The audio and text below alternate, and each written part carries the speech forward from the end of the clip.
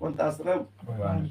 हा, यालाही प्रयत्न केले की जर तुम्हाला बाल्य अवस्थेत म्हणजे ब्रह्मचारी आश्रमात नाही झाला बोध, काय काय ग्रस्त आश्रमात नाही झाला बोध, वानप्रस्थ आश्रमात जरी प्रयत्न केले तरी तुम्हाला बोध होऊ शकतो.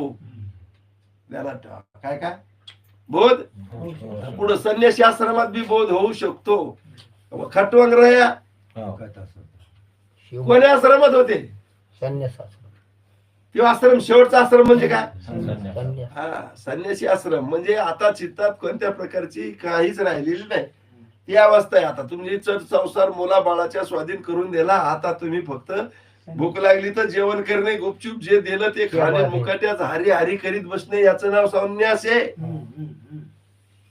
आज संन्यासी असं राहिलं पाहिजे. पण तसं नाही राहत ना. मग ठरलं म्हणतं ते पोरग कुठे गेलं, ह्या पोराला काय केलं, त्याला काय केलं, तिकडं रान पेरलं का, ते बैल